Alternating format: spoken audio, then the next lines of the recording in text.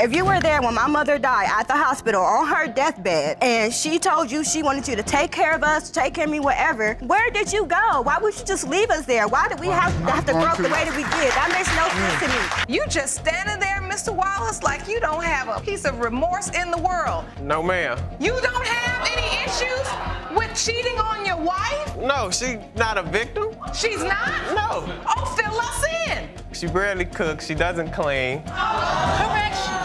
Miss Lockridge takes Mr. Tidwell to court, claiming he's not stepping up for their 10-month-old son, King. She's confident, 100% sure he's the dad, and today's DNA test will settle it. But hold on, the drama that follows, you're not ready. Ms. Lockridge, you've dragged the defendant, Mr. Tidwell, to court because he has refused to acknowledge your 10-month-old son, King. You are 100% sure he's the father and claim today's results will prove your case. Mr. Tidwell fires back, saying Miss Lockridge doesn't actually believe he's the dad. She just wants him to be. He insists they only had an on and off casual thing for 6 years. Miss Lockridge? She's ready to clap back with some fiery responses. I think she's more wants me to be the dad than she really believes I'm the dad. She's obsessed with me, and she's to make me feel like I'm not the father. She's left town. She's left me with the baby for weeks. She only called me when she had the baby. There was no relationship. We were on and off for 6 years. We were together for my understanding, how he led me to believe I was single, or I was with him in a committed relationship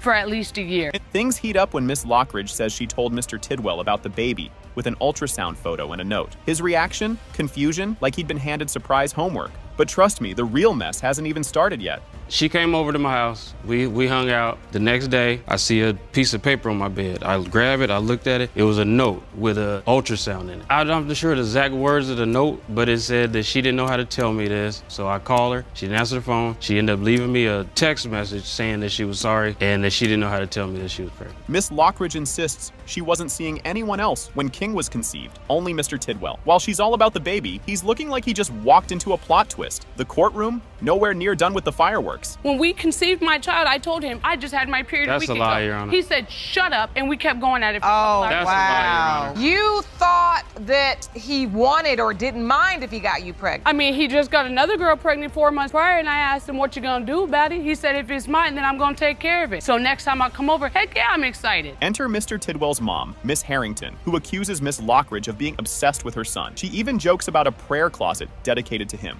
Oh, and she doesn't think King looks like their family. Drama? Off the charts. She is very obsessed with my son. I am not in love with him. All she talks about is how much she wants to be with him and how she's got a prayer closet at home for him. Well, you know, this is just obsession, really. Why is it so far-fetched that he could be King's biological father? Because there was such a long span of time in between. I don't know anything about this young lady, really. Miss Lockridge says she left King with Mr. Tidwell while working, but he claims she vanished for 2 weeks. And what happened when she returned? Let's just say it's part comedy, part cringe. She left for 2 weeks. No. When I call her Thursday to to ask her Tuesday. when she's coming back, she said she'll be back when she get back. I said, well, then I'm just going to keep him to figure out if he's mine. And all. No. She It's called came airplane. within an hour. She was there with No, I a man explained. and picked the boy up. Came in here, snatched him up, left, and I didn't hear her Okay. for a week. And I'm like, where are you going? Who you with? Oh, don't worry about it. Ooh. And she just snatched him up, left most of his stuff, bottles, and just left. Miss Lockridge whips out King's birth certificate, pointing out that Mr. Tidwell named him and gave him his last name. Her argument? He knew King was his. The tension, sky high as the DNA results approach. The birth certificate, there's no dad's name on it. That's all I want today. And if my son's name is King Tidwell, he needs the man that named him King Tidwell to be in his life. You didn't just pick the name King, you gave him his last name too. But yeah, he's gonna deny my son? From your actions. Denying is not a problem, Your Honor. It's From the your actions actions. of the way she's been acting, the things she do. You named the child. I gave her the name that I wanted my son to have. The results are in. It has been determined by this court. Mr. Tidwell, you are not his father.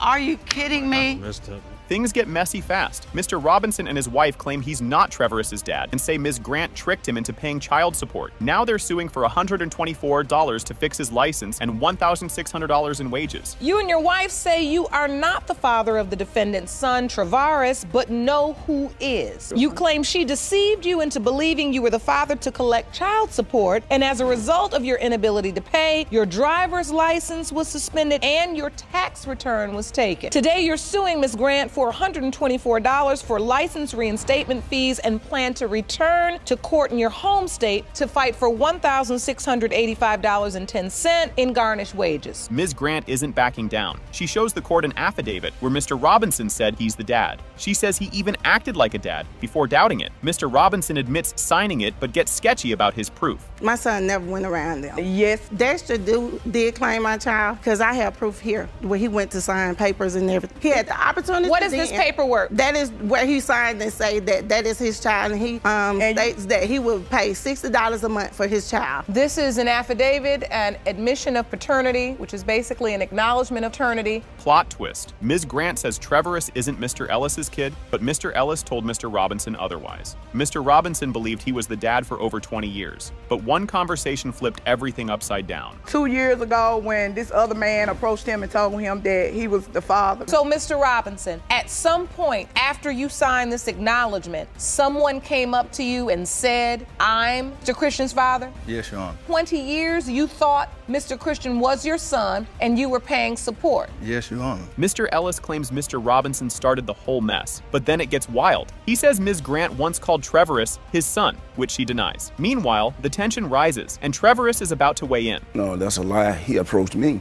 He came to me and he said, I heard that Martez was your son. I said, well, hey, man, hey, look, I didn't tell you to go up there and sign them papers, so that's on you. You know, I feel he is my son because of his mom approached me and said one. And I never, Your Honor, I never. Yes. Trevorus shares his side, saying his mom left him confused about who his dad was. He felt closer to Mr. Ellis's family, while Mr. Robinson's barely acknowledged him. Judge Lake reminds everyone about the legal affidavit, but the real shocker's coming. Were you ever told that Mr. Ellis was your father? I was told that it could be either of the two. That it could be either of the two? Yes, ma'am. And who told you this? My mom. Ms. Grant, your son's saying that you honestly told him it could be either of these two men. In your prior testimony, you said you were only sleeping with Mr. Ellis way before Mr. Robinson. I was telling the truth earlier. The DNA results are in. It has been determined by this court. Mr. Eddie Ellis, you are not the father. Buckle up, because this story starts with a mind-blowing twist. Mr. Hinton says he had a fling with the twins' late mom, which led to their birth. After a tragic accident, he lost contact and spent 25 years proving he's their dad. But the twins are like, who even is this guy? Things are about to get messy, so brace yourself for the drama bomb. Mr. Hinton, you say that a brief affair with the defendant's now deceased mother resulted in their birth. You say you lost touch with the children after a tragic accident and have spent the last 25 years trying to find them and prove you are their father. This part feels straight out of a soap opera. Mr. Hinton claims he bumped into the twins' mom at a flea market, visited her house, and the little girl Marilyn jumped into his arms like she knew him. But Marilyn's over here saying, no, that never happened. Trust me, the chaos is only just beginning. I was in Columbus, Ohio at a flea market. Somebody came up and tapped me on the back of my shoulder. I turned around and looked. I didn't recognize her at first. Then she looked at me like, this is Tanya. And then it clicked for me right then and there. So we did our pleasantries and we hugged. So I said, well, why don't you come over tonight? And at the time we was talking, there was kids running around the living room. I mean, just running around. Kids do. Now it gets popcorn worthy. Marilyn remembers a guy named Mark hanging around when she was little, but she never called him dad. Mr. Hinton says, surprise, I was going by my middle name Mark. Apparently, there was an army of Emmanuels in Columbus. The reactions to this twist, priceless. I do remember when I was a little girl and my mom let me go with a man who I called Mark. I didn't even call him dad. I didn't call him Manny. His name was Mark. He just took an interest in me and my mother just let me go with him. We would and I just remember one day that he just literally came and was like, no, this is the last time I'm going to see you. Probably about a year or so before my mother passed. Things get crazier with a new plot twist. The court confirms Mr. Hinton's full name is Emmanuel Mark Hinton, but Marilyn insists her family said Renard was her dad. Mr. Hinton claims he was there during her childhood. If you think this is wild, hold on. It's not over. But Ms. Waddell testified that she got picked up and spent time with a man named Mark. Your name is Emmanuel. Right. a time in Columbus, Ohio. I don't know what it was. It was a big boom. There's a lot of males that were named Emmanuel. I knew 6 people named Emmanuel myself. So I didn't want these people to keep, everybody in the whole city, keep interfering with me thinking I'm this Emmanuel and I'm this Emmanuel. Now we hit the emotional part. The twins accuse Mr. Hinton of being MIA after their mom passed, sharing how they grew up in foster care and were separated at 9. Marilyn asks, if you cared so much, why didn't you come back for us? His response, eye-roll worthy. We're 33 years old. Like, so if you are our father, like, why would you wait all of this time? Me and my twin, we grew up in foster care and we were even separated at 9 years old. Where did you go? I don't understand after 33 years why you just come in all of a sudden and, you know, you find me on Facebook, you say you were looking for me all this time. I've been in the same place. Get ready for drama overload. Mr. Hinton says he promised their mom he'd take care of the twins, but needed time to get his life together. The twins aren't buying it, asking, where were you for 33 years? The roller coaster isn't stopping here. He was there at my mother's death. That makes me extremely upset. If you were there when my mother died at the hospital on her deathbed and she told you she wanted you to take care of us, take care of me, whatever, where did you go? Why would you just leave us there? Why did we have to grow up the way that we did? That makes no sense to me. No excuse that he can give me on why he wasn't there, especially when he keeps insinuating that he was there when my mother passed. This is a classic, are you kidding me moment? Marilyn asks why Mr. Hinton tried to pick her up, but not her twin brother. She's like, what parent picks one kid and leaves the other? Mr. Hinton blames challenges, but the twins aren't convinced. The tension is about to explode. Why didn't he come back to get both of us 7 months later? 7 months later? Yeah, why would you just say, I'm coming back to get Marilyn? Because he was not there. Okay. I was there. I'm not gonna take one and not take the other. I'm a single mother. I struggle, but I'm not just gonna leave him or just put him in foster care, let him go over, you know, ABC house just because I can't take him. We gonna struggle together. But there wasn't a cycle there, Yana. This kicks off with some juicy family drama that feels straight out of a TV show. Ms. Webster overhears gossip suggesting her dad might not actually be her dad. Her cousin chimes in saying, you're just like Mr. Ware. Same laugh, same walk. And suddenly, everyone's suspicious. You recently learned shocking news that Myron Smith, the man you believe to be your dad, and who paid child support for you, may not be your biological father. Now you've dragged the defendant, Mr. Ware, to paternity court to prove that he is your father and claim today's results will prove your case. Yes, Your Honor. Ms. Webster dives into her baby book, uncovering clues that only fuel her doubts. She finds notes and gifts from Mr. Ware's family, while Mr. Ware admits he dated her mom but thought she wasn't his. Now, she's on a mission to untangle the truth with some spiritual guidance. I had a baby book for a long time, and I never really started putting things together until the blood type wasn't the same. And I'm looking in the baby book, and there's relatives of Mr. Ware's family that signed in when I was born. They bought gifts.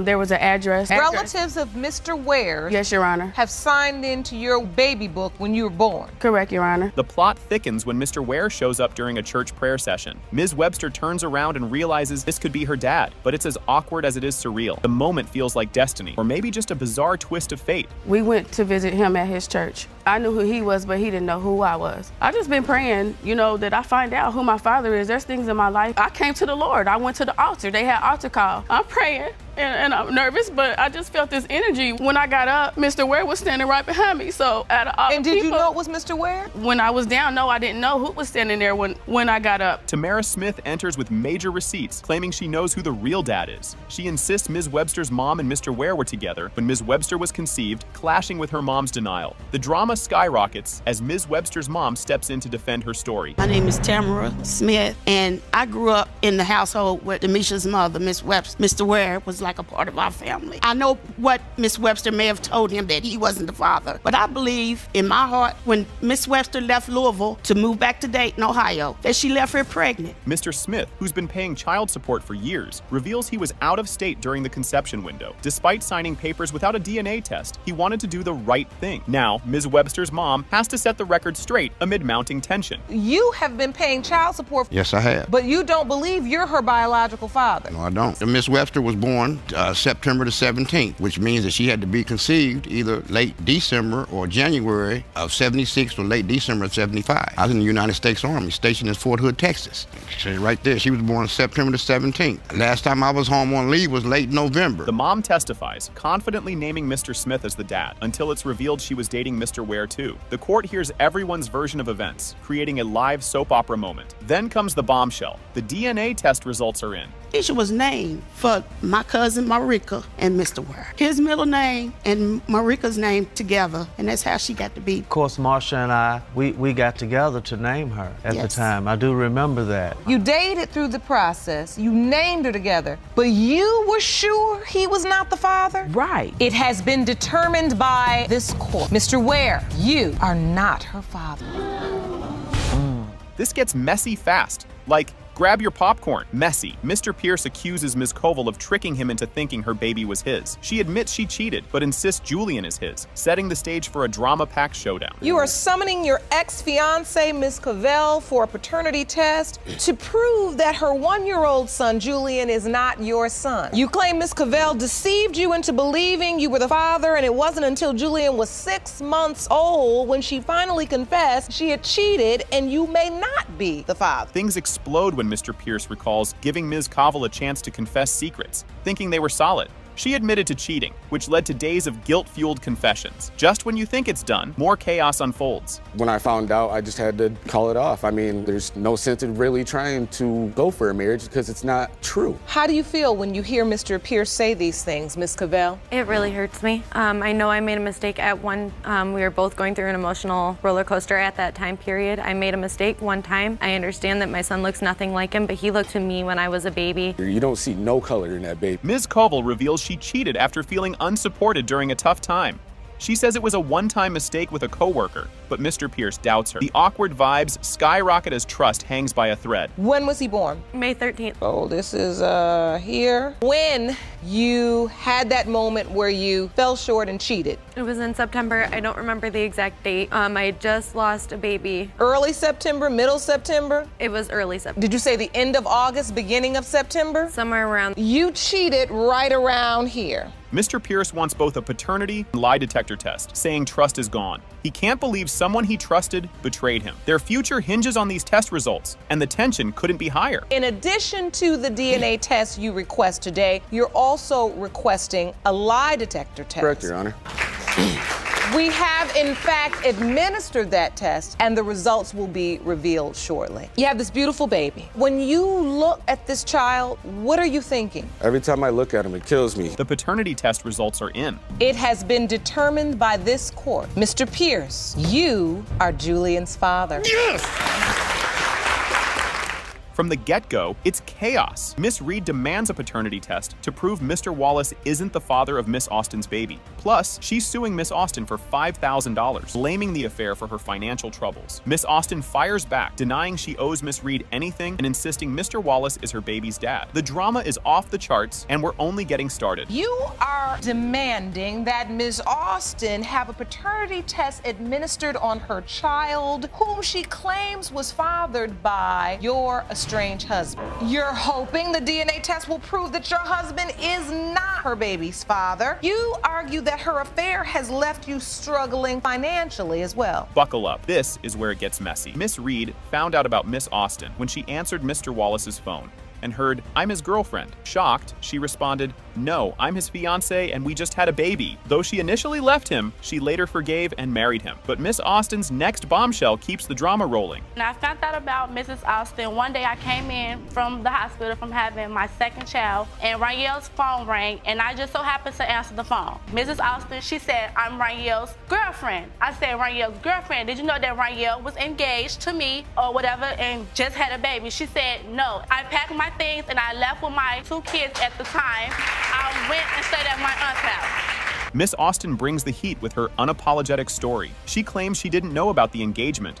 and only learned of their marriage via Facebook. Instead of apologizing, she blames Miss Reed for not keeping up the house, saying that's why Mr. Wallace strayed. Her confidence is wild, but when Mr. Wallace enters, the drama hits new heights. I found out on Facebook that Ranielle, Mrs. Reed, was married when she posted a picture up there of their marriage life. That's when I found out. And yes, I did confront Ranielle about the marriage. So what you're saying actually is that you didn't have any regret or remorse about it because you felt like if she was handling her business, he wouldn't be over talking to you. Mr. Wallace arrives looking more casual than concerned. He admits to cheating, fathering 3 kids with Miss Reed and possibly one with Miss Austin, citing boredom as his excuse. Judge Lake calls him out for his audacity, while Miss Reed tearfully confronts the mess he's created. Things quickly turn emotional. You just standing there, Mr. Wallace, like you don't have a piece of remorse in the world. You don't? No, ma'am. You don't have any issues with cheating on your wife? No, she's not a victim. She's not? No.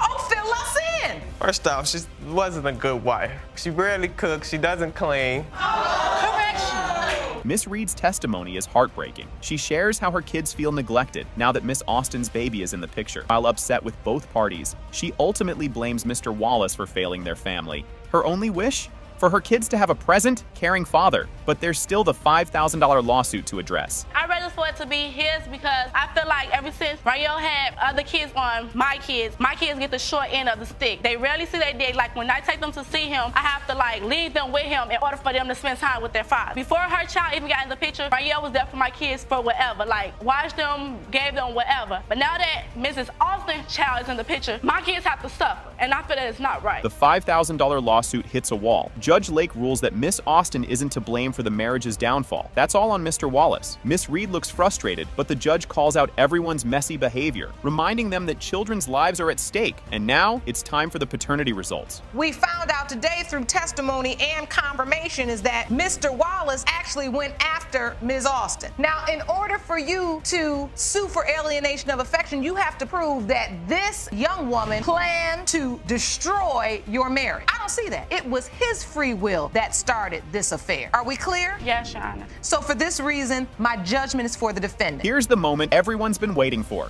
In the case of Reed versus Austin, when it comes to baby Demuriel, Mr. Wallace, you are her father. Told you, dummy. She looks just like you, dummy. Another man carry another man's baby, point blank, period. Like Another man carry another man after she gave birth, she had the guy all up in her baby's face. That was a family member. No, you said that was your boyfriend. Let's get it right, shorty. 2012 or 13. There you go right there. He all That's lit up a and stuff with family the baby. member. No, He that's has your not- boyfriend. So if he's your daughter's father, why is it he doesn't have anyone to contact? Because I'm always changing my number. Like, I change my number like 3 times out of a month. Why? Because certain people have my number and I don't want them having my number, so I just changed my number. But if this man could be your child's father, how can they keep up with their child?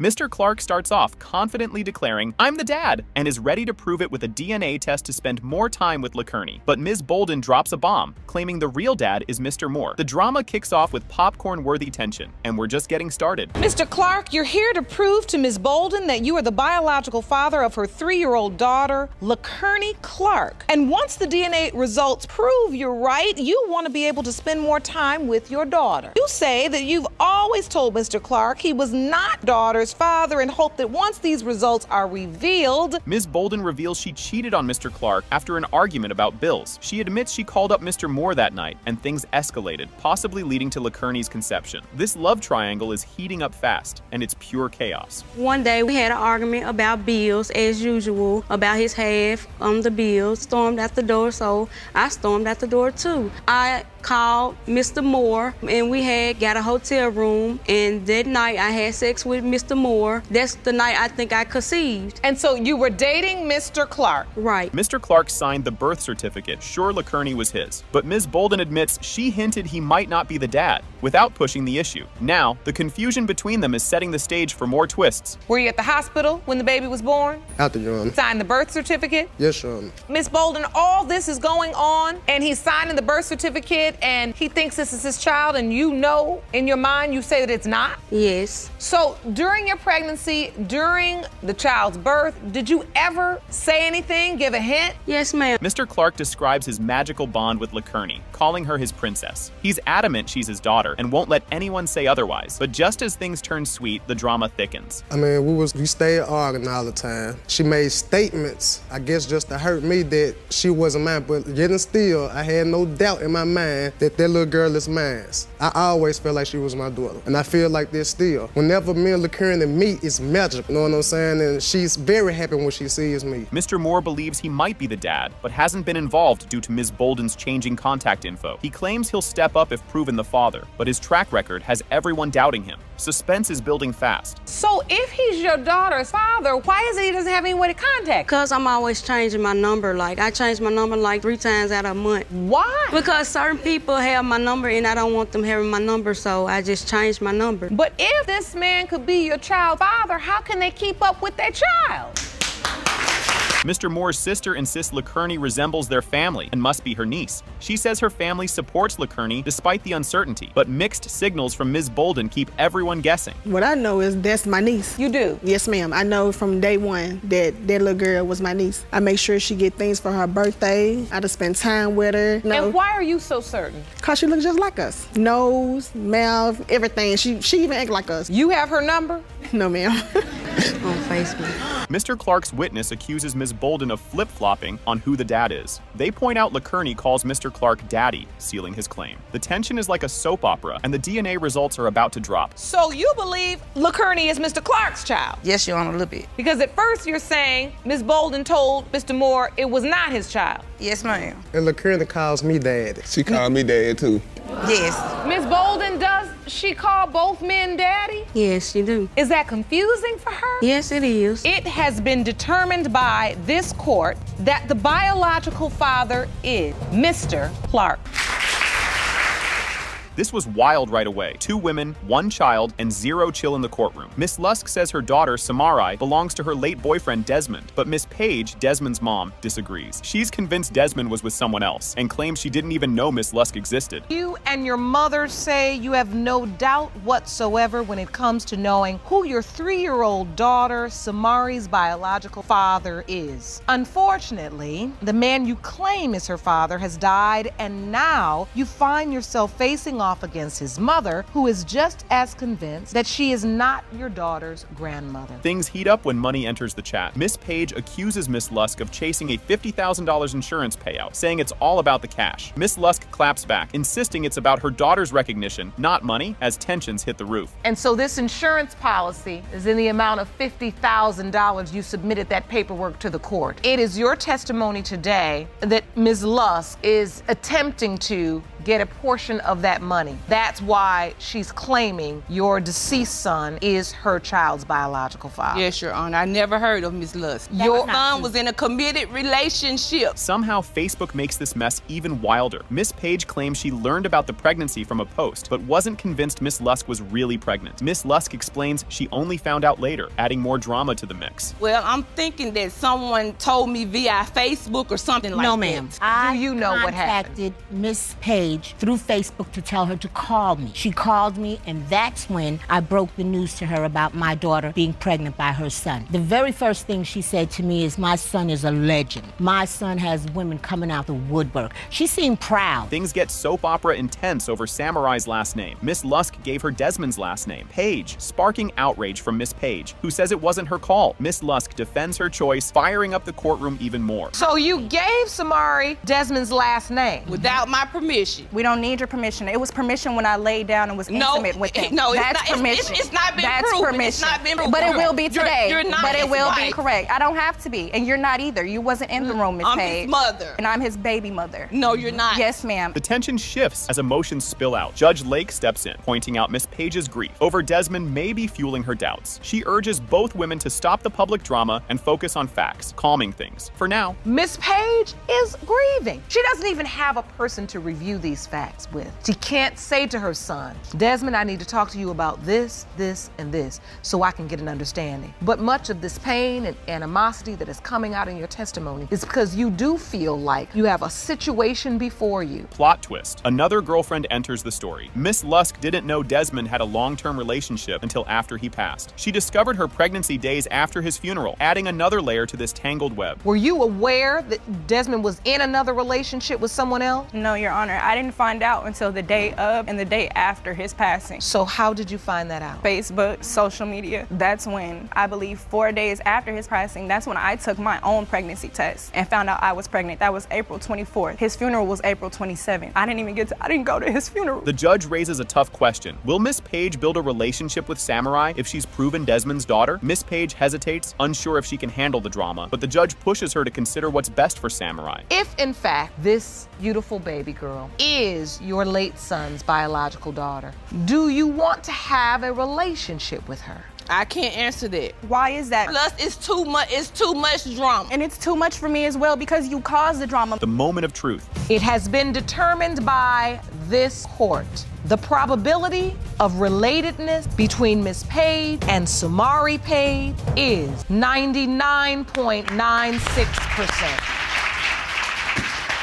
This kicks off wild. Mr. Williams claims Miss Eric tricked him into paying child support for 22-year-old Clarissa, despite always using condoms. He's here to prove he's not the dad and fight $36,742.43 in debt. It's messy from the start, and spoiler, it only gets crazier. Mr. Williams, you have brought Ms. Annette Smith to court today claiming she scammed you into paying child support on her 22-year-old daughter, Clarissa. You say you use condoms at all times, so you cannot be Clarissa's father. Yes, Your Honor. Mr. Williams says child support wiped him out, leaving him with just $7 after 11-hour workdays. A car accident added to his woes, making him miss court. And just when it seems rough enough, it's time for Ms. Smith's side. Woke up 5 o'clock in the morning, spent 11 hours on the job. Usually it's an $80 a day, turned to a $7 a day based on child support. So I'm like, I can't do this. I can't work 11-hour day for $7, and I made income enough to get away. But what happened is I was working at a place, and I got into a bad car accident. Kind of took me out, but the settlement was allowed me to move. Ms. Smith insists they had a real relationship, and he picked baby names, while Mr. Williams denies it all. It's a tense stare-down, leading to a clash over missed DNA tests. Drama level high. You say this was a real relationship? Yes, ma'am, it was. There you go, right there. You all were boyfriend and girlfriend? Yes. No. At the point that you realized you were pregnant, before that, were you sleeping with anybody else besides Mr. Williams? No. When you found out you were pregnant, did you tell him? Yes, ma'am, I did. What day? What was his The reaction? same night. Night? Yep. What night? Yes, I did. Oh, Forgot no, the name that he wanted me to name, but he wanted me to have a boy. What? Mrs. Smith says Mr. Williams missed court-ordered DNA tests due to an address mix-up. He claims it was deliberate so he'd keep paying. It's like arguing over 22-year-old spilled milk. Messy and expensive. When I was on Public Assistant, they asked Eli to come down here for the blood test. Eli declined. He didn't want to show up. Did you have an Yes, it is. opportunity to take a DNA test, sir, and you didn't? No, I didn't. And I got his Because address for when I one, went to California let me tell to you, see him. See, and now she moving too far ahead for herself because when she went to 'Cause I'm California, telling the truth. She went to California to scope out my situation. Mr. Williams accuses Ms. Smith of tampering with condoms, claiming she's a sneaky ninja. Ms. Smith's disbelief is palpable, and the courtroom teeters between gasps and laughs. Then, Clarissa herself enters the scene. So, Mr. Williams, you say you always used condoms. As far as I know, always use condoms. What I do know is she used to take my condoms off to the bathroom, and whatever she did in the bathroom with that condom,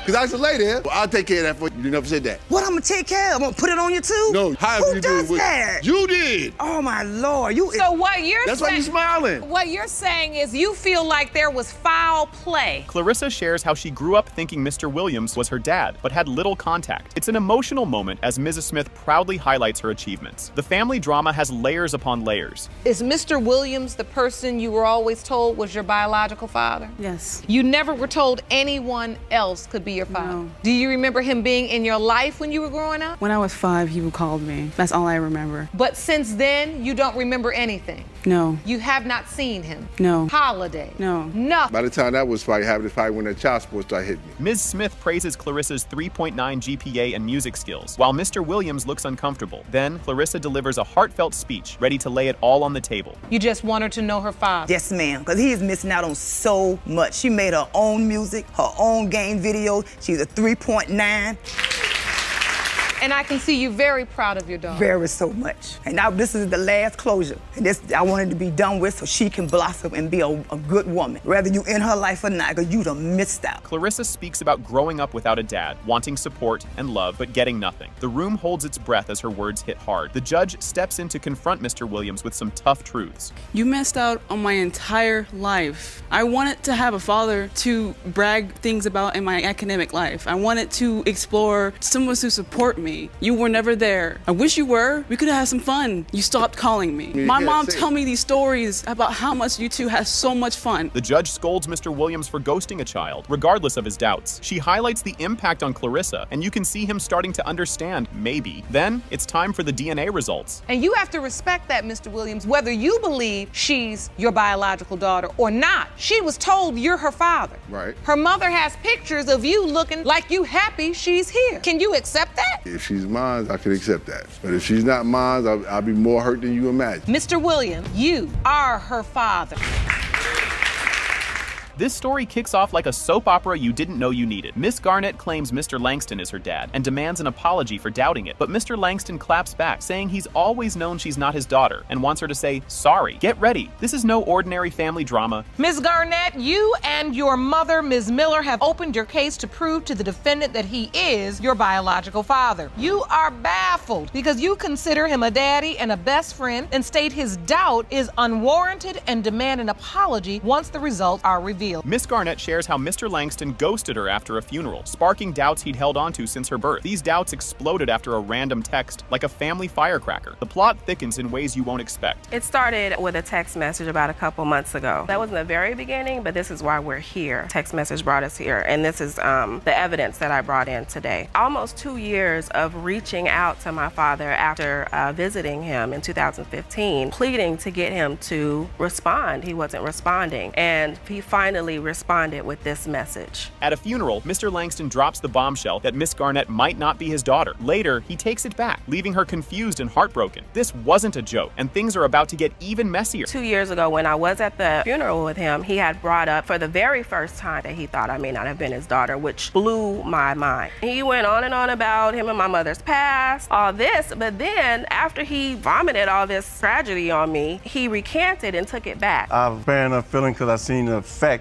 right away, and I'm not trying to hurt her. I love her. Mr. Langston recalls seeing Ms. Miller with another man, which fueled his suspicions. Ms. Miller insists the man was just a friend, but Mr. Langston isn't buying it. This becomes one of his biggest reasons for doubting her paternity. One day, she used to live out south. I came through the back. Her auntie downstairs let me in. I walked upstairs. I didn't knock on the door. I looked in. I see this guy sitting on the couch with her, like he running this game to get up on something. I knocked on the door. I said, what's going on? Ain't nothing. No, this is my cousin. I say, hey, you can get out of here, cousin. You can leave. But I don't believe it. Mr. Langston reveals he paid child support for over 20 years, despite his doubts. Ms. Miller mentions a DNA test from years ago that was never followed up on. The fact that this lingered for decades is shocking. I paid child support not only 18 years, I paid it 20 years. But when they did you started start? sending me checks back for overpayment, $1,700. So how come you didn't take that $100,000, pay for a DNA test when before I turned 36 years old? I'll tell you, I have the answer for you. Miss Garnett shares how devastating it was when Mr. Langston's text made her question her identity. She'd always considered herself a Langston, and this shattered her world. Despite her pain, she takes bold steps to uncover the truth. When he sent that text to me, I cried my hardest cry. Oh, baby, don't do that. I was devastated.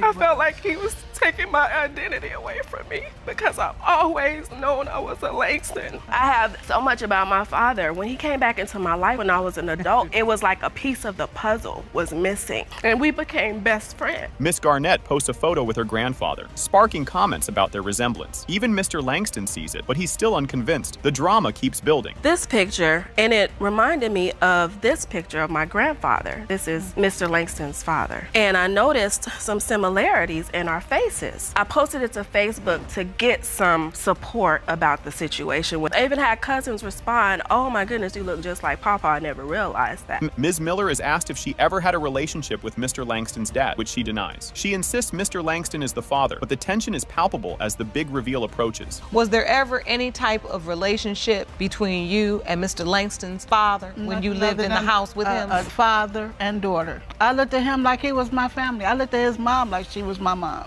I never looked at him in any other way. And so there's absolutely no doubt in your mind that Mr. Langston is your daughter, Miss Garnett's biological father. No doubt. Mr. Langston, you are not the father.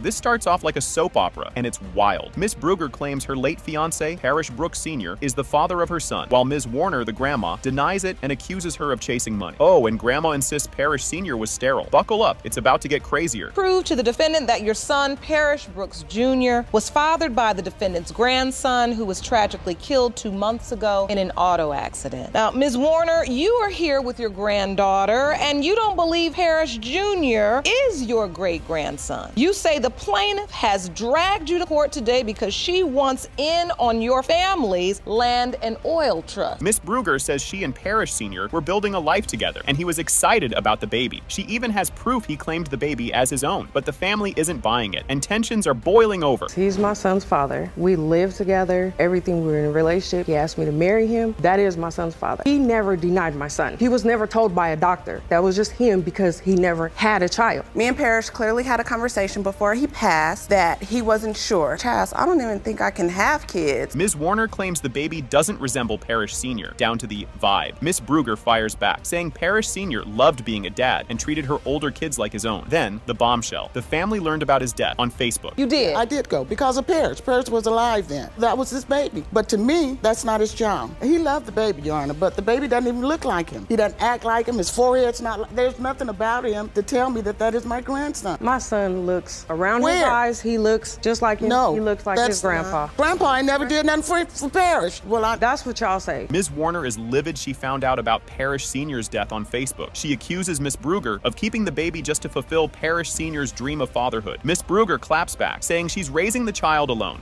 I got a phone call from one of my friends that seen it on Facebook. They had just found out that morning too. They found it out on Facebook. Someone else called the coroner's office. They released all of his information. So when I'm looking at Facebook at like 5 o'clock in the morning going to work, I see it. I call my grandmother. Grandma, have you heard anything about Parrish? I had just talked to Parrish the Friday that he died at like 10 o'clock in the morning. Grandma accuses Miss Brugger of sneaking around with a guy she did hair for. Brugger denies it, saying he's just her brother's friend. The real drama? A babysitting fiasco that'll make you cringe. Parrish felt that she used to have some dude come over to the house whose hair she was always doing. Your Honor, never got paid for it. Parrish didn't like that because he would call my grandmother and clearly stated. He was saying she's broken, Grandma. I cannot fix her. He says she's crazy, Grandma.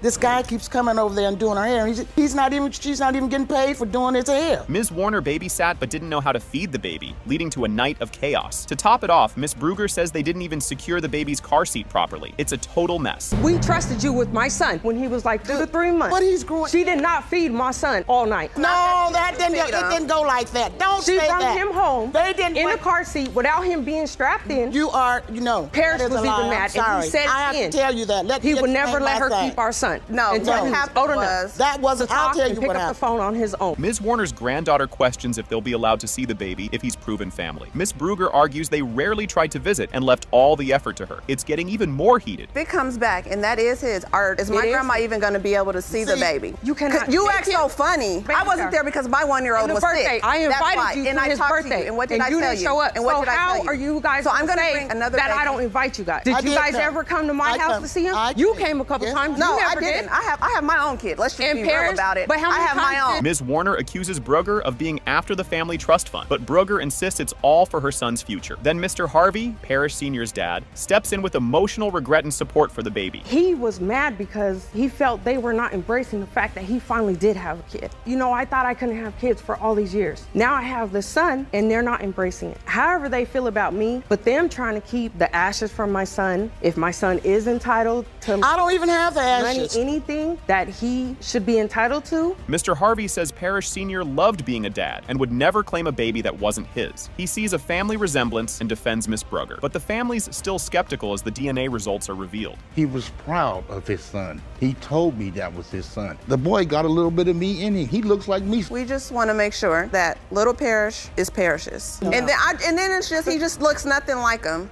And the lack of I used family to joke. resemblance. Yeah, and I always used to joke with Parrish, like, no, he's too cute to be your baby. Jr. is also related to Parrish Brooks Jr. It kicks off with a bang. How does a two-night fling turn into this chaos? Miss Steinhardt claims Mr. Washington is the father of her baby, but he's denying it. Meanwhile, his fiancée, Miss Comer, is fuming, and the drama is just getting started. Mr. Washington, you say the defendant, Ms. Steinhardt, was a two-night stand that went too far. And as a result, she's claiming you fathered her 3-month-old daughter, Amaya. Your fiancé, Ms. Comer, says your relationship is in turmoil because of Ms. Steinhardt, and you're both desperate to prove you are not the father. Why they're fighting. The pettiness is unreal. Mr. Washington thinks Miss Steinhardt wants to ruin his family, while she insists he needs to step up as a dad. Miss Comer's had enough, and the drama keeps escalating. Well, the real reason is because she just wants my family. Nobody wants your family. Nobody wants this man. Called me every day when you was pregnant, knowing that I was pregnant with my child, talking about your child like I was gonna even put my 2 cents in your conversation. You're the only one asking for a DNA. He said it in front of you when we had you on speaker on the phone. Because he was with you. How they met. Things went downhill fast after Mr. Washington met Miss Steinhardt during a fight with his fiancée. She says he even introduced her to his family, but Miss Comer's not buying it. Me and my fiancée got into a little disagreement. I was staying at a friend's house, and I met Teresa over there. Then we took it from there. We was together like that whole week. When you say together, that means having sex? No, like we was just like hanging out. Okay. Took me to his family member's house, introduced me to his family. Let's get it straight, the basement of his family's house. Caught in the act. Picture this. A street confrontation with Miss Comer catching them together. Chaos ensues as Mr. Washington tries to play it cool, but it's not working. Basically, we was walking to the store and she was yelling from the other side of the block, like, oh, I see you. And then I said, oh, I see ya over there. Then they started walking like this.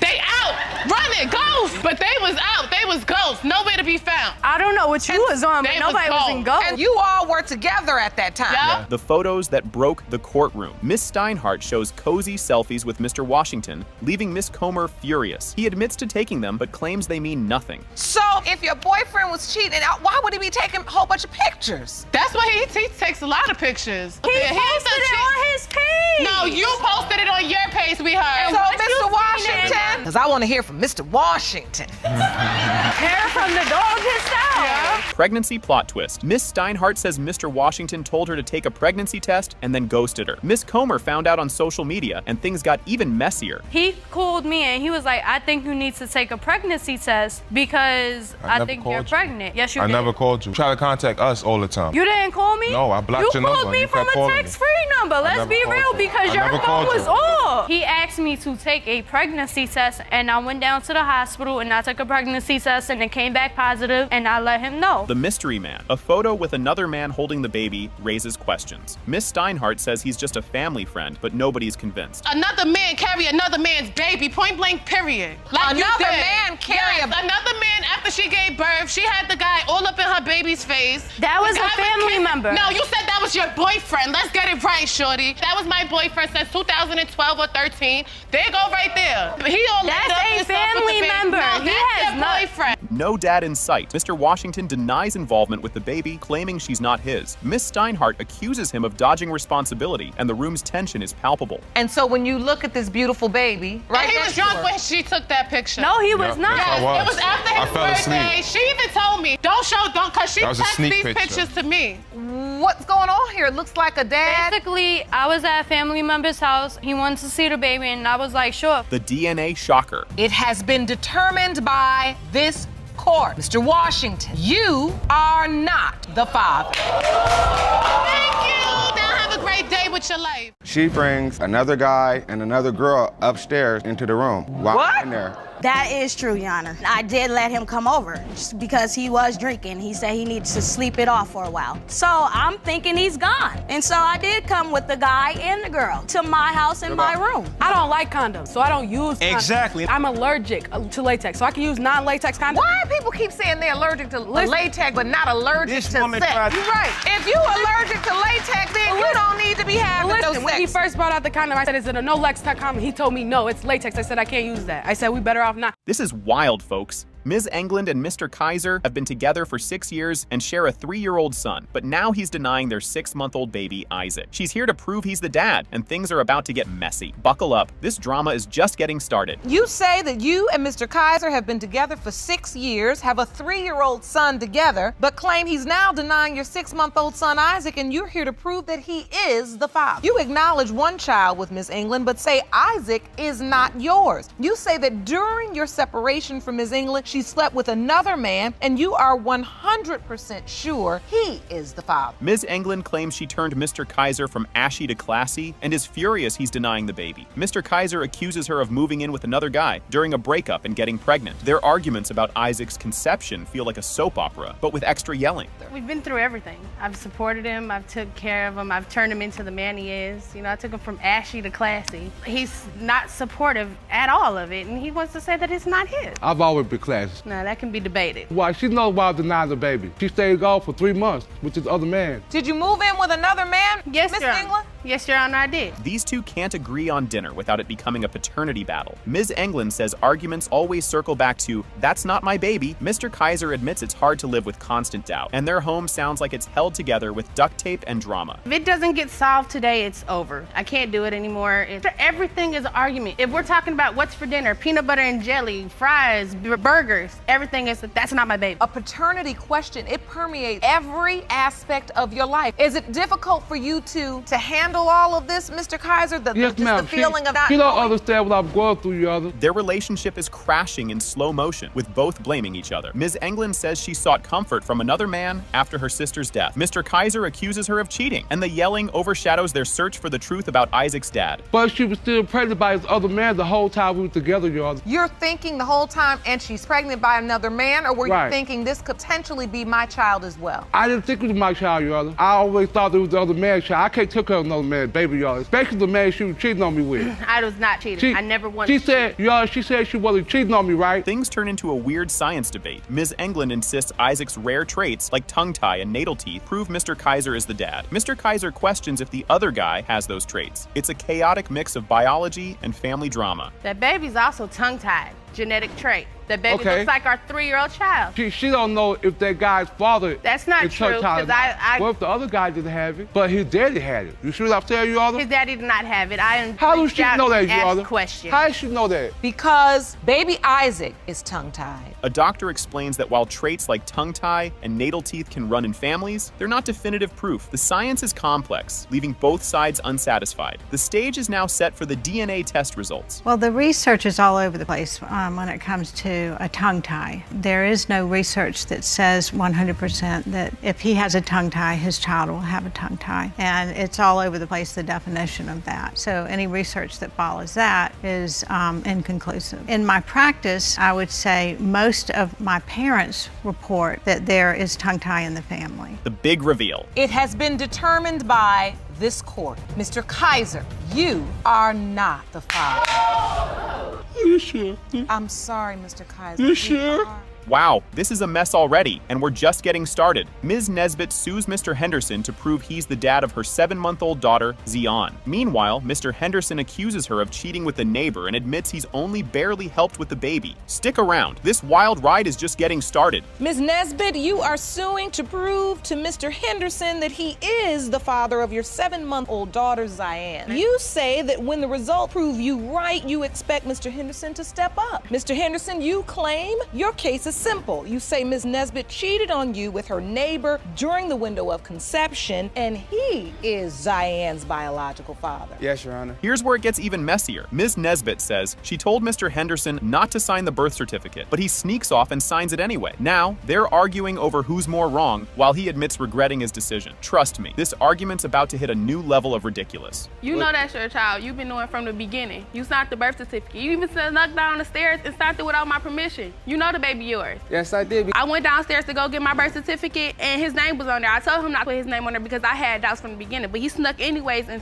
signed his name on there. Oh, you had asked him previously not to sign it because you had doubts yourself. Yes, Your Honor. Drama overload. Mr. Henderson claims Ms. Nesbitt told him the baby might not be his, and she admits it was said in anger. It's a circus of trust issues and hurt feelings. But wait, Ms. Nesbitt is about to spill some serious tea that takes things up a notch. Because she kept coming to me like, this not your baby, LaDon. Like one time After Zion was born? Yes, I came in the house one night drunk. I don't know if she was mad at me or not. Probably could have said it out of spite because I came in late. But I come in, she get an argument. Oh, she's not yours. That's why she's not your baby. Did you say that? Yes, Your Honor. I did it out of angry. I was really angry She when said I it said several times, Your Honor. Did she just admit that? Yep, Ms. Nesbitt confesses to sleeping with her neighbor, Mr. Brown, after a fight with Mr. Henderson. The timing lines up way too well with her pregnancy. Buckle up because Mr. Brown is about to join this drama fest. Well, me and Mr. Henderson, we got into an argument and it led in my apartment hallway, and Mr. Brown seen, so he came to my door, he comforted me, and it led off to him coming in, giving me a massage, and led off to me. 2 weeks later, I ended up pregnant, and I told Mr. Henderson. Did she all say I had slept with Mr. Brown? Yes, Your Honor. Oh, she did? She told me she used the condom, Your Honor. Enter Mr. Brown, who's all, y'all dragged me into this? He admits to a one-night stand with Ms. Nesbitt, but denies being the dad, even flirting with her in court. His casual attitude feels like a comedy show, but things heat up when they debate the baby's looks. I first met her, she had moved to my apartment building a couple doors down. I used to always flirt with her, to blink an eye at her, you know what I'm saying? Because she was a cute girl, you know? But you did have a sexual encounter with her. Yeah, one time. It was just like birthday sex, that was about it. It wasn't more that she used to always hit me up and text me and all that stuff. I used to text her different names, like was this just Tracy, one this time. Nancy. Your Honor, she's telling me that it's been going on longer than that. Now it's a not it game of fatherhood. Mr. Brown insists the baby doesn't look like him, even pulling out photos to prove his point. Meanwhile, Ms. Nesbitt and Mr. Henderson argue again, because why not? The DNA test results are the only thing that can settle this. This is a picture of me on the right and her on the left. Yeah, it is. She look nothing like at all. Ear, look at her cheeks, nothing. Lips, nose. You submit to the court that she doesn't look anything like you, in your opinion. Nothing like me. She asked you to take a test. Do you mind taking a paternity test? Yeah, and I always tell her what I tell her. I don't mind. Your Honor, that's not true. He called me and said that we should take a DNA test, and I told him no. He said that's unfair. Boom. Mr. Henderson, you are her father. Told you was her father from the beginning. Ms. Common storms in, accusing Mr. Baker of denying their daughter Breeze and being a no-show dad. She's ready to drop DNA proof, while Mr. Baker claims he was dad of the year until he found out she cheated. Buckle up, this wild ride just started. You claim the defendant has been denying your 2-year-old daughter Breeze and refuses to do anything for her. You are furious and testify that you are certain he is the father and plan to prove that today. Is Mr. Baker. You claim you were a loving father for the first 1.5 years of Breeze's life until 5 months ago when you appeared in couples court and learned Ms. Commons cheated. Ms. Commons says Mr. Baker ignores Brez, who loves rubbing faces and showing affection. She gets emotional as the audience claps like it's a concert. Just when it gets heartfelt, Mr. Baker swings back with more doubts. This family even threw her baby shower. My family, we don't need to throw baby showers because my auntie, she like well off or whatever, so she buys my kids whatever we need. My thing is for me to come as a woman and tell you my flaws and then you take it and try to throw it against my child, it's not right. She don't deserve that. She did not ask to be here. She did not want to be your daughter. She did not want to be my daughter for that matter, so you shouldn't do that to her. Mr. Baker claims Ms. Commons cheated nonstop and lied like it was her job. He says her confessions made him second-guess being the dad. Ms. Commons snaps back, saying he was fine with her pregnancy until she came clean. First of all, I got doubts because everything that come out of her mouth a lie. Like, all the stuff she did in the past, from cheating with multiple people, I could catch it like if her phone bing, she had it. If my phone bing, people you just want it could be, if my phone bing, it could be Jesus Christ. He gonna think it's I'm sleeping with. Oh my gosh! Mr. Baker reveals catching Ms. Commons with 2 guys on back-to-back nights. She admits to oral activities, but denies cheating. The audience gasps as Judge Lake looks like she needs a coffee break. 2 separate guys on 2 different occasions. On 2 different days, though. It was a weekend, right? Basically, I'm gonna say this. One weekend, right, Friday, I'm going out, I go hang with the homies or whatever. She called me like around 5 something. Is you gonna come over tonight? I say no, cause I'm finna go to a party or whatever. Trying to test her and see how loyal she is. But this was at the time when I want to see whether I'm gonna wanna be with her or not. I see, can I trust? Ms. Commons claims Breeze's asthma proves Mr. Baker is the dad since he has it too. Mr. Baker isn't buying it and brandishes his inhaler. The tension builds as his sister steps in with some spicy remarks. When I talked to the doctor said that down the line, whooping calls can cause some form of asthma. He walks around with his asthma pump in his pocket. Yeah, here go right He pulls out the asthma pump. That's how I know for a fact that's his daughter. For a fact. You think that because your daughter had the whooping cough, which could develop into asthma, and Mr. Baker has asthma, that proves that he's the biological father. Exactly. Mr. Baker's sister says Ms. Commons was with other guys when Breeze was conceived. Ms. Commons fires back, calling her salty and dramatic. The argument gets so fiery, it feels like a reality show. But this baby, I knew for a fact she was having sex with other guys. during the time Breeze was conceived. Absolutely. Yeah, because we would talk on the phone too, and she'd tell me like, That's a you lie. know, I just left from my friend's house, this dude, and she'd tell me like, oh girl, his sex wasn't about nothing, you know, like that type of stuff. So I knew for a fact that she was sleeping around. You said that to your brother, you told him? Yep, I told him. The DNA results reveal When it comes to 2-year-old Bree Baker, Mr. Baker, you are the father. this kicks off with drama and comedy gold. Miss Davies reveals her 5-year relationship with Mr. Hunter ended over wild rumors, a canceled wedding, and doubts about their son, Jaden's paternity. Mr. Hunter claims he caught her in the act, setting the stage for pure chaos. Buckle up. This story is just getting started. You say that after being with Mr. Hunter for 5 years, he's now given into lies and rumors about your past, scrapped your wedding plans, and is now denying your son, Jaden. You say you've never fully accepted that Jaden is your son because Miss Davies has a questionable past. In fact, you say you believe you even caught her in the act of cheating on you. Oh, the drama. Their love story began with sunshine, but ended in a storm of distrust. Miss Davies found messages from other women on Mr. Hunter's phone, and in retaliation, she texted other men. Mr. Hunter found shady messages too, turning their relationship into a messy game of who cheats better. Stay tuned, it only gets wilder. Well, Your Honor, we met like 5.5 years ago through a mutual friend. I would say that we were happy when we first got together, but then I started finding text messages, phone calls from other females. So at that point of the relationship, Your Honor, I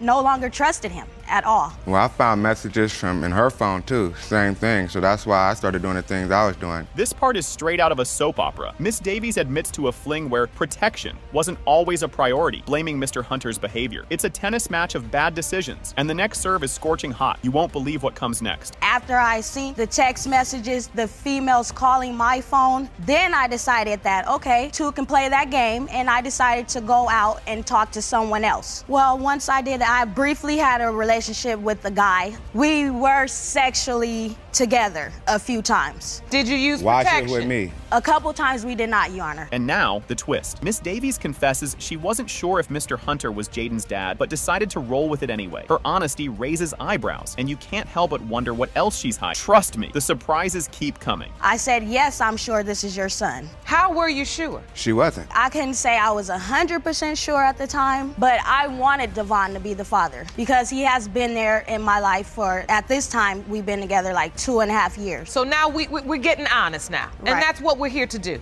The truth is when you told him you wanted him to be, Yes. but you didn't know for certain. Yes. Here's where it gets jaw-dropping. Mr. Hunter recalls waking up to find Miss Davies hosting adult activities with others in her room. Her defense? She thought he had already left. If you think this is the peak of awkwardness, you're in for a shock. I had been drinking, so I wanted to go lay down, right? I accidentally fall asleep longer than I'm supposed to, so she's thinking I'm gone. She brings another guy and another girl upstairs into the room while I'm in there. That is true, Your Honor. I did let him come over just because he was drinking. He said he needs to sleep it off for a while. So I'm thinking he's gone. And so I did come with the guy and the girl to my house and my room. Cue the tears and awkward confessions. Miss Davies cries as the judge reminds her she's admitted to most of the accusations. She tries to clear her name, but her evidence for Jaden's paternity is creative. Don't blink, the real truth is coming. Why the tears? Because this is hurtful to hear all these things he thought about me. You can't be too hurt right now. It's not the first time. I caught her in the kitchen. We sitting in the living room one day, and then she gets up and walks to the kitchen, and she's in the kitchen for like maybe 10, 15 minutes. She's supposed to came back already. I walk around to the kitchen, and she's down there standing in between this guy's legs. Here comes the hilarity. Miss Davies claims Jaden must be Mr. Hunter's because their feet point the same way. Yes, slew-footedness is her smoking gun. The judge struggles to keep a straight face as the drama barrels toward the truth. Jaden and Mr. Hunter, they're both slew-footed, Your Honor. I don't know if you know what what that means? I do. Which means that both of their feet goes out like this, and they stand just like that. He had to get that from Devon. Playing or trying to do something else.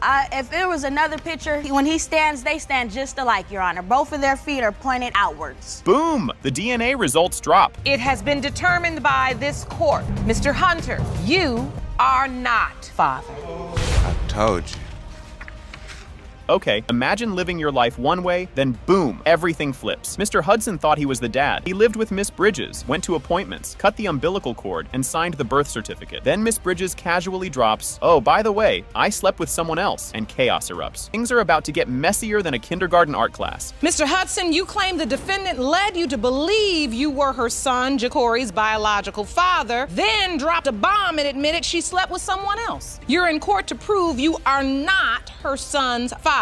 Ms. Bridges, you admit to sleeping with another man, but claim that you have no doubt Mr. Hudson is your child's biological father. Yes, Your Honor. Brace yourself. This part had everyone gasping. During an argument, Miss Bridges told Mr. Hudson he might not be the dad, but insisted he actually was. Despite doubts, Mr. Hudson stayed, throwing birthday parties and being a full-on dad. Then, out of nowhere, another guy appears claiming he might be the dad too. It happened a little for his first birthday party. I invited everyone to come. She didn't even show to his first birthday party that I planned. Because I was not gonna show because you had your ex-girlfriend there and I did not feel comfortable there being with her. So I had my own birthday party for him. You say Ms. Bridges didn't even come? Yes, Your Honor. Did the baby come? Did he get to come? Yes, Your Honor. I had him there myself. Enter Mr. Davis saying, "Hey, I might be the dad." He revealed he and Miss Bridges hooked up around the time Jack was conceived and only found out about the baby through Facebook a year later. Miss Bridges asked him to take a DNA test, and now things are looking like a reality show cliffhanger. For several reasons, me and Miss Bridges met. We hung out for a couple of months. We ended up having unprotected sex around about 3 times. I didn't know that she was pregnant. I looked on Facebook one day, like a year later, I see a picture of her son. And immediately, I think her son looks like my nephew. About a year after that, she came to me. She's like, "Oh, well, can you tell me the times that we had sex?" And I'm like, okay. So I gave her a ballpark or whatever. Just when it seemed impossible to get more chaotic, Miss Bridges' aunt weighs in. Auntie DeWaragus, who's been raising Jack, thinks the kid looks like Mr. Davis, but admits no one knows for sure. Meanwhile, Jack has bonded with Mr. Hudson, turning this into an emotional roller coaster. And then the guys start sharing their stories, making it even more intense. I've been helping Oteria raise Ja'Cory he's going on 4 years old. I have been in his life ever since. Mr. Davis has stepped up. He's constantly calling me, wanting to be in Ja'Cory's life. Ja'Cory has been ill, suffering with asthma. Mr. Davis did show up to the hospital. Yes, he showed up at the hospital. This part hit everyone in the fields. Mr. Davis talks about missing 3 years of Jack's life, while Mr. Hudson shares how he's been pushed away. Both want to be there for Jack if they're the dad, and you're rooting for them both. Now it's time for the DNA results that will change everything. I've missed 3 years of a child's life that could possibly be mine. Apologies can't take back 3 years of missed time. I made mistakes and I learned from my mistakes. I was young back then. So 2 men, both of whom want to be this child's father. There would be no flack in between if I was allowed to. You have an opportunity. You don't know if he's yours or not, but you've been there already. Why just walk away from him? Mr. Hudson, you are not his father. Get ready, because this story starts with a bang. Miss Herman says Mr. Houston is Corey's dad, accusing him of living a double life. Mr. Houston denies it and says a DNA test will prove it's not true. Drama level high. Miss Herman, you are here to prove that Mr. Houston is the biological father of your 2-year-old son, Corey. You contend the defendant duped you and was living a double life. Mr. Houston, you claim that you are not the biological father of Miss Herman's son and will clear your name when the results are read. Miss Herman turns into a Facebook detective and finds out Mr. Houston has a whole family. She sees photos of him rocking a wedding ring while ghosting her during pregnancy. Let's just say Facebook doesn't miss when it comes to secrets. I like to call this the investigate stage. That's what I do. When my woman intuition hits, that's what I do. I investigate. So during the time I was pregnant, I had told Mr. Houston that I was pregnant. He said that he would be there for me and my child. After 2 doctor's appointments, he stopped showing up. So I got a little suspicious. So I got my investigation glasses on, and I found out via Facebook that he has a wife and children. Mr. Houston's excuses are as weak as "the dog ate my homework." He says his marriage isn't Miss Herman's business, even though they met at a club, hit it off over patron shots, and hooked up that night. Spoiler, no raincoat involved. Anything I got going on before I met her wasn't her business. You see what I'm saying? I wasn't curious about the extra stuff. I was more curious about getting to know who she was. So your marriage and your kids and your wife were all extra things? No, it wasn't extra at all. It was just something that, I didn't communicate with her. I wasn't trying to go in a direction of being with her or... At 2 a.m., Mr. Houston sneaks out to meet Miss Herman, who's rocking silky outfits and candles. He's basically describing a rom-com setting, except his wife's at home asleep. This is a double life disaster waiting to implode. The night before I actually even thought that she was pregnant, I wanted to stay the night with her because, at this time, my kids were asleep, my wife was asleep too, all right? I was up. She answered the phone at 2 a.m. like I expected. She was ready. I wound up leaving, going over there in my car. I went to her house. She always got it laid out. She would have candles here, candles there. She would have it smelling good. And she always didn't have no clothes on. They hang tight on her butt. Mrs. Houston drops the ultimate bombshell. She finds out about Miss Herman through a wild text. She even calls Miss Herman to confirm, and it's chaos. Imagine being pregnant and finding out your husband's baby drama this way. The way I discovered, they were doing whatever was a message came in his phone. When I have the baby, I want to move in with you.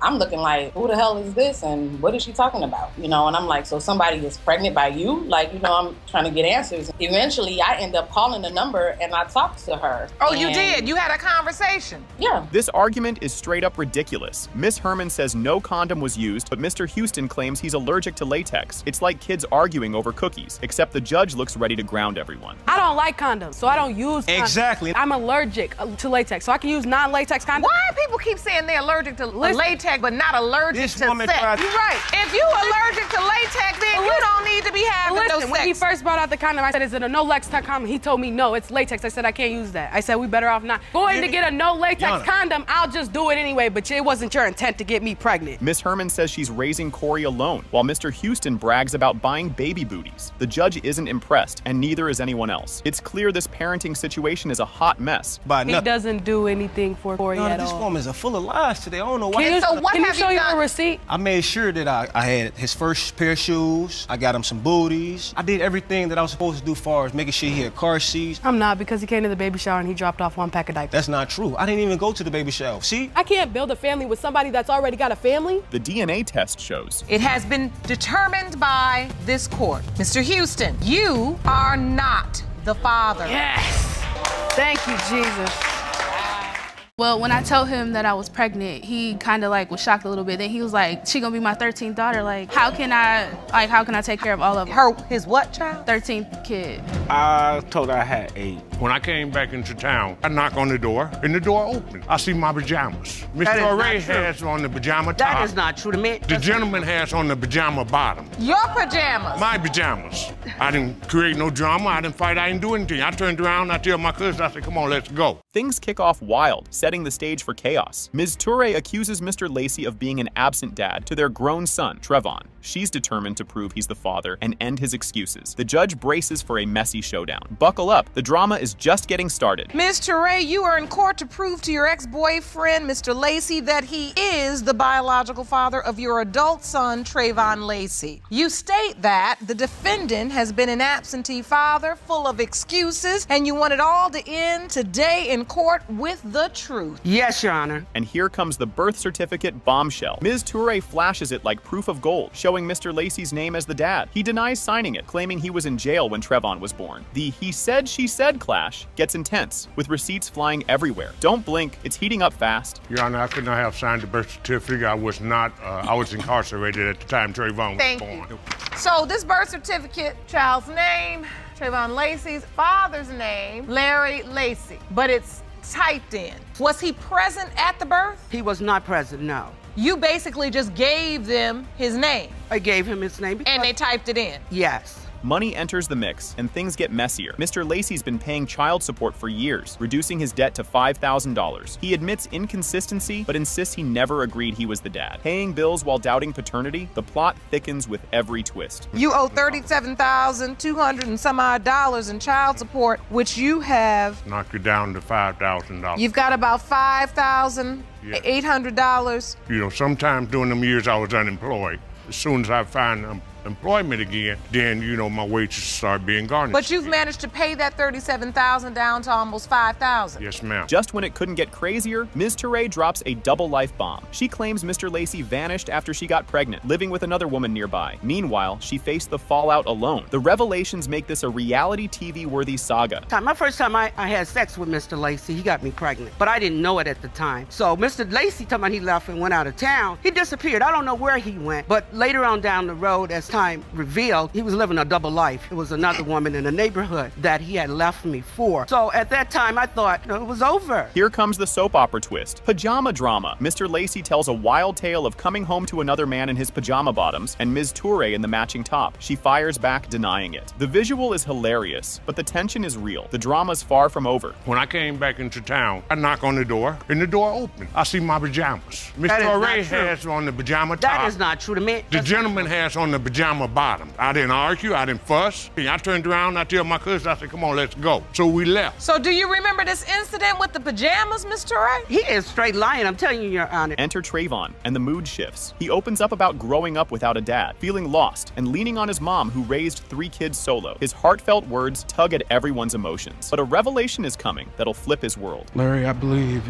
growing up with my mom, there's a lot of things that I wish you could have been there with, as far as her having to be my father as well as my mother. I feel like if you were there, it was a lot of, heartache and headaches, which I believe are your grandchildren. They have a right to know who their grandfather is. True. I want to let you know that. I'm just ready to get these results so we can move forward in our lives. The truth finally cracks open. Ms. Toure admits there was another potential dad. Trayvon is stunned, his world shaken. This confession shifts everything, leaving the courtroom in disbelief, but there's still more to come. Mom, do you know where this other man is? I have no idea where he is, but he's aware that I was pregnant and Larry came back and all that. He's given me pictures, just in case this situation came out where the DNA say he is the father, he would be interested in getting back into my son's life. You didn't know any of that was going on, did you? No, ma'am. And I'm sorry for that, son. I should have told you. The moment of truth arrives with the DNA results. It has been determined by this court. Mr. Lacey, you are the father. Thank you, Your Honor. I told you. I told you. Now stand up, give my son his respect. Mr. Slaughter skips court and drama sparks immediately. He claims he met Ms. Johnson years ago, lost touch, and only found out he might be a dad 2 years back. His response? That kid doesn't look like me. Why now? Hold tight, it's about to get messier. Well, Ms. Johnson told me possibly about 2 years ago that I might be a possible father for Mr. Johnson. And my first reaction to that situation was like, I don't think so. He doesn't look anything like me. And why would you wait till he's a grown man to tell me that I might be a possible father when all this time you've known me and we've been friends and it never came up before? Cue the soap opera vibes. Ms. Johnson confesses to calling every guy she'd been with, unsure of Damien's dad. Damien's frustrated, just wanting answers. The paternity puzzle deepens and the tension skyrockets. So your testimony is at the point you realized that man number 2 was not Damien's biological father. You basically started calling everybody you admittedly were sleeping with multiple men. You said you were fast, telling everybody I was having sex with, you could potentially be my son's biological father. Yes, because we didn't end up following through with it back then, and that's why we're here today. For a second, things seem sweet. Mr. Slaughter says he'll step up if he's the dad. Damien's interested but unsure. Just as clarity feels close, the drama escalates again. If you're proven to be Mr. Johnson's father, what are your hopes for the future? If I am proven to be Mr. Johnson's father, I'm gonna definitely, be a good role model, a mentor, do all the type of stuff that a dad is supposed to do for a up-and-coming young man. I know it's very important for a young man to have a father in his life, and it's never too late. Tissues ready? Ms. Johnson gets emotional praising Damien, with even Judge Lake chiming in. Everyone's feeling warm and fuzzy until, bam, another possible dad enters the scene. Is there anything you want to say to your son? He is such an amazing young man. He is. And I love him so much. I love you too, Mom. He excels at everything he does. He's amazing. People are missing out, and it's not fair at all to any of them. I feel in my heart that he's Damien's, the only one to carry on his name. The plot thickens. There's now a 6th potential dad, Mr. Harmon, who admits to casual history with Ms. Johnson. He steps up to share his story, and awkwardness ensues. We have 5 potential fathers. There's another one. So that is potential father number 6. Yes. And who is this man? Mr. Harmon. There wasn't one. We hung out a couple times and had a couple sexual encounters, and that was it. Chaos continues. Mr. Harmon only learned 4 weeks ago he might be Damien's dad. He's shocked but willing to cooperate. As suspicions grow, the moment of truth inches closer. When is the first time you heard Damien could potentially be your biological son? 4 weeks ago. Ms. Johnson reached out to you? Well, we're friends. We're still friends. Oh, wow. But you never knew No. he could potentially be your biological son? No, I didn't. I have other kids, but I don't think that he's mine. Grab more tissues. Damien shares how growing up without a dad made him feel left out. Judge Lake gives him an empowering pep talk, but the suspense over his father's identity is unbearable. I feel like I'm not as good as everybody else because they all got dads. Oh. Don't ever feel Just like break that. my heart. Don't you ever feel like that. You are worth it. You are just as good. That's why we're here for you, because you are important. Today or not, you still are worth it. The results drop. Mr. Harmon and Mr. Slaughter are not the father. It's a roller coaster of dashed hopes, and the search continues with no end in sight. It has been determined by this court. Mr. Harmon, you are not the father. These results pertain to Mr. Slaughter. It has been determined by this court. Mr. Slaughter is not the father. Mr. Henley is also ruled out, Ms. Johnson is convinced it's Mr. Ellerson, and a DNA test with his mom is next. The suspense is suffocating. 22-year-old Damien Johnson. It has been determined by this court. Mr. Henley, you are not the father. Heartbreak hits hard. It has been determined by this court. The percentage of relatedness between Miss Lethea Murray and Damien Johnson is 0.00%. You are not related.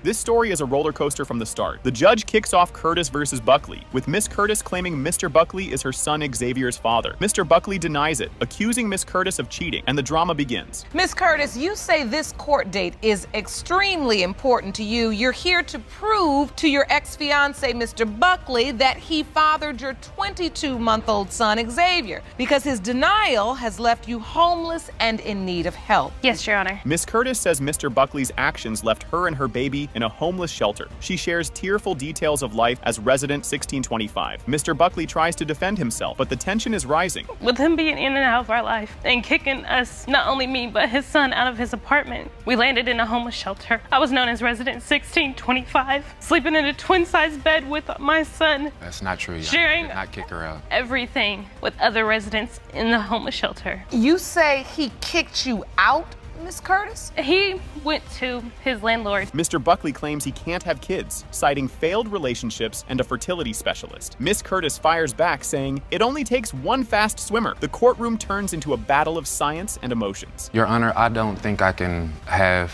kids for multiple reasons. It only takes one fast swimmer.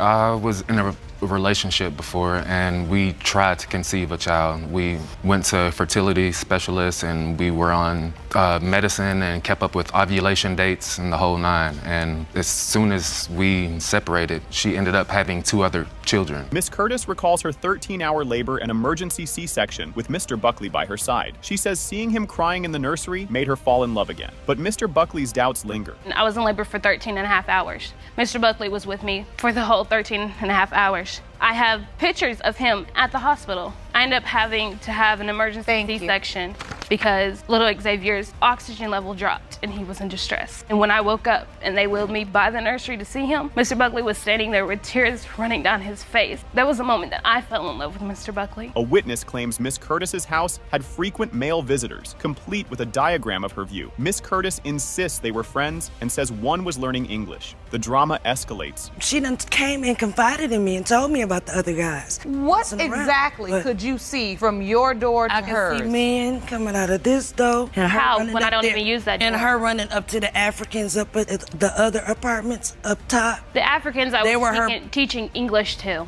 because he came from Africa and That's a didn't lie. speak English. He didn't speak You spoke English to me? Child support becomes the next battleground. Miss Curtis accuses Mr. Buckley of quitting his job to avoid payments, but he says he's back at work and signed the birth certificate out of love. Are you currently paying child support? On No, he child quit his support? job so he Uh-huh. wouldn't have to. I'm working right now. I'm missing out on Just work right started. now. I just started back. Father's name, Xavier Buckley. Yes, Your Honor.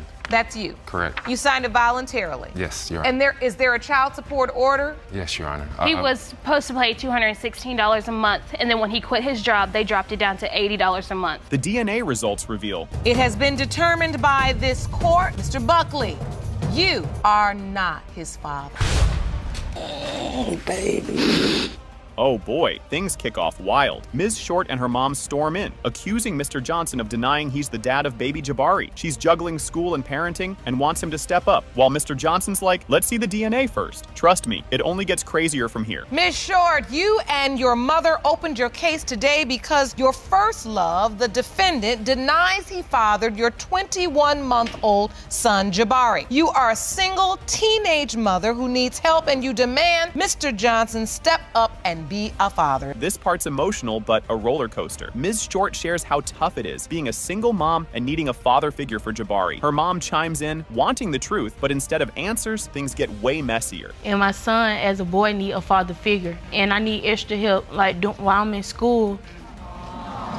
She just need to know, is he the father? So he can step up and do the right thing, hopefully. You know, we can't make him, but we need to know, because I did stop him from coming over because I didn't want no feelings to get involved. It's pure soap opera. They met on Facebook, fell in love, and he was her first everything. Then drama strikes. She caught him with another girl, moved on quickly, and slept with both guys within days. Now the timeline's a math problem. It was on Facebook. We used to text. He was my first kiss, first everything. Me and Mr. Johnson had sex April 23rd. I seen him on Facebook with another female, and I was like, he just left me. After that happened, it was May 3rd. I went out to eat with some friends, met the other boy, and this not my first time meeting him, but this the first time we ever had sex. Now it's Mr. Johnson's turn to spill tea. He didn't know about the pregnancy until 6 months in and was ready to step up. But rumors of another guy shook his confidence, and he's questioning everything. I was away. I found out she was pregnant 6 months into her pregnancy. She told my mom and dad she was pregnant and I could be the father. So at the time, I'm thinking that the baby's mine. At the end of the day, when I come home from being away, I got her friends coming to me, talking to me about the other dude. I was there. When she called me and asked me for stuff, I was there to help her. Ms. Short says her pregnancy timeline matches her time with Mr. Johnson, but admits another guy was in the picture. It feels like a real-life Who's the Daddy with high stakes and real tears. My due date was January 14th. I had sex with Mr. Johnson April 23rd. And May 3rd, it's just too close. You reached out to them as well to say that it is a possibility that he could be the biological father. You also know that Mr. Johnson is a very real possibility because of the proximity of the time you had sex with Mr. Johnson and the time you had sex with the other guy. Mr. Johnson wrote a heartfelt letter promising to be a great dad if the baby was his. But when he heard about the other guy, doubts crept in. It's sweet for a moment until the looming DNA results remind you of the chaos. He writes, I'll be there for you and my child. I love all mine. That one thing you ain't got to worry about. I'm going to be a great father to my children. So he wrote that letter and promised you in that moment that he was going to be a good father to his child, and believed, it seems, that it was his child. Judge Lake goes all in, asking, what were you thinking? She reminds them parenting isn't a joke and drops truth bombs left and right. Then she tees up the moment we've all been waiting for, the results. And what is troubling me in this moment, I have done my best to be patient, I have been frustrated, and now you've gotten yourself into this whole big drama about the situation, much less be prepared to take care of a living child, this beautiful little boy, and this is babies having babies, and this has got to stop. The room goes silent as the DNA results come in. Bam! It has been determined by this court. Mr. Johnson, you are the father. This case kicks off with a bang, and you're going to be glued to it. Judge Lake starts the case of Mackenzie Vieser's Guy, where Ms. Mackenzie accuses Mr. Guy of running off after their baby was born, because apparently he already has a small village of kids. Mr. Guy denies it all, saying he never believed he was the dad. Things are about to get awkward fast. Ms. Mackenzie, you say Mr. Guy abandoned you and your daughter, Anaya, soon after she was born, and denies he's her father only because he already has too many kids. Mr. Guy, you say you knew this wasn't your child from from the moment Ms. McKenzie said she was pregnant. Yes, Your Honor. Okay, this is wild. Mr. Guy basically says, I've got enough kids, no thanks. Ms. McKenzie shares that when she told him about the baby, he claimed it'd be his 13th kid, but now he's backpedaling, saying, nah, it's only 8. Either way, the math isn't mathing, and it's getting spicy. Well, when I told him that I was pregnant, he kind of like was shocked a little bit. Then he was like, she gonna be my 13th daughter. Like, how can I take care of all of them? His what child? 13th kid. I told her I had 8. And then it was like they kept popping up. Like I even went to school That with was one the of his other kids. No.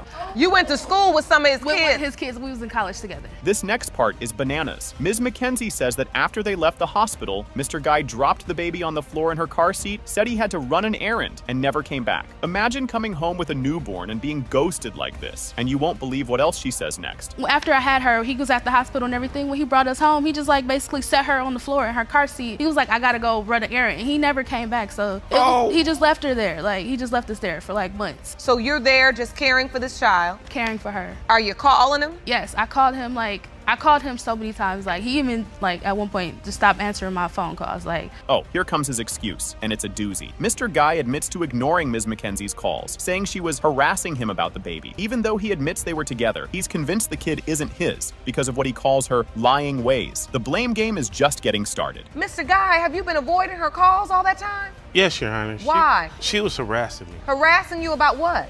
Baby this, baby that. 'Cause she's your baby. That ain't my baby, you know. Were you sleeping with her? I was sleeping Were with you her. using protection? No, Your Honor. So how do you think you're excluded from possibility? Like when the baby was born, I was at the hospital, looked at the baby, I said, this ain't my baby. Here's where it gets messy, like soap opera messy. Mr. Guy accuses Ms. McKenzie of cheating, saying he saw men lurking around her place. She claps back, saying they were just friends giving her rides. If you think this is bad, wait until you hear what he says next. Because the instances that I catch her telling lies. Like one time, me and my brother pulled up. She was sitting in the car with somebody, and they was there for a while because we was sitting up there watching them. What were they doing in the car? I thought they was having sex. Really? That night that he's talking about, I called him and he told me to come over to his house. When I got there, he was not there. Enter Ms. McKenzie's mom, and she's not holding back. She says Mr. Guy wasn't just a deadbeat. He was out clubbing while ignoring his kid. She even claims he'd disappear for days at a time. If you thought it couldn't get worse for him, buckle up, it's about to.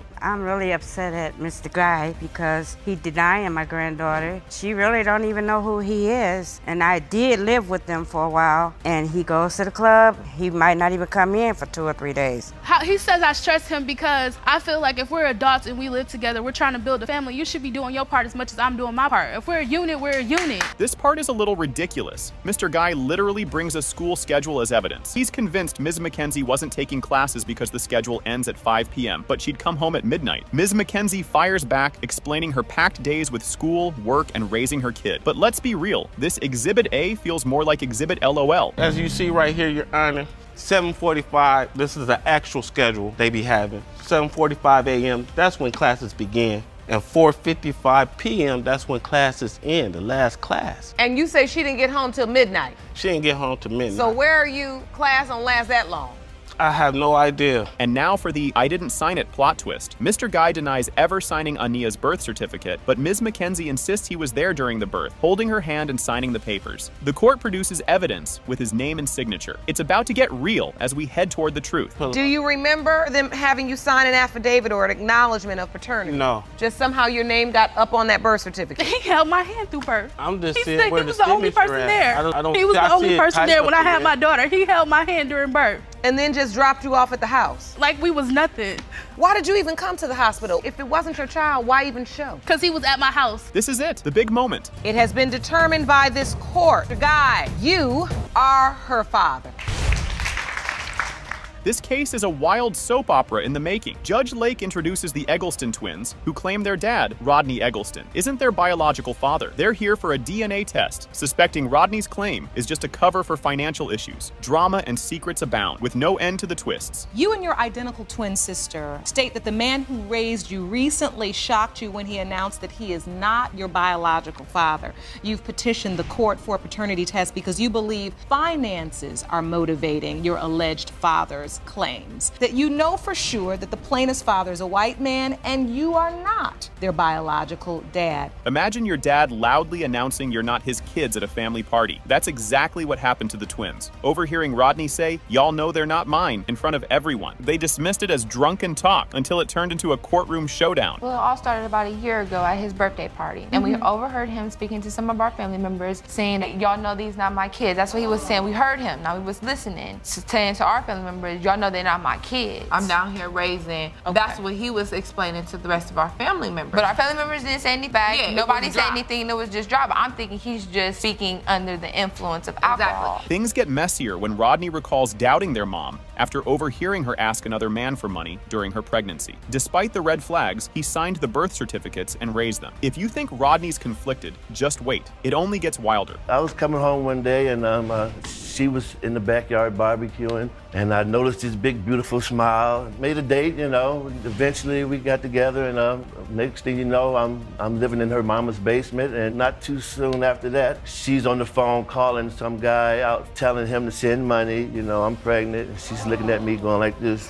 The twins describe a rough upbringing, with no structure and a coach stepping in to buy their school supplies. Rodney defends himself as a struggling single parent, but the twins paint a picture of neglect. This isn't just about money. There's emotional baggage, too. You know, because my mom, she's gone. So even if whatever the DNA test shows, we don't even have her side, you know? When did you lose your mom? When we were 8 years old, in front of us, you know, away from our family, away from, you know, everything that we knew. When your mom passed away, he did take you in. Yes, and he took it. Later. Rodney claims their pale skin and a rare condition suggest a white man is their real dad. The twins clap back, saying their research disproves his theory. A witness adds fuel, mentioning their mom's relationship with a white man, turning the drama into a full-blown circus. And you know that a white man is their father. When we went to a doctor, she got marks on her back, and the doctor questioned. Skin. Okay. And they questioned. First thing she come out, the doctor was, "Dad, are you sure y'all got the wrong babies? You know, you didn't get the wrong babies?" I said, "Okay, here we go again." You know, so I'm not the biological dad, okay. Grandma Eggleston delivers a scathing video message, blaming Rodney for doubting the twins after raising them. Her words hit hard, and the twins share their pain over their mom's absence. Just when you think it can't get more emotional, the biggest twist is revealed. Rodney said he's not the father. After 18 years, he should have said this from the very beginning when the first month when Sophia died. That's what he should have said when the twins were born. And I don't want Rodney to tell me ever again that he's not the father. And that's true. The twins express their desire for Rodney to be their dad. Despite everything, they discovered his secret journal, revealing years of doubt and pain. As DNA results loom, everyone hopes for closure, but tension runs high. What you want going forward? You know, I have always had that daddy's little girl mentality. Yeah. You know, coming from my point of view, I want him to be the dad, you know, because, you know, I'm always gonna cover from him, you know, but at the same time. And that's the thing, has that over her. Yeah. Mr. Eggleston, you are their father.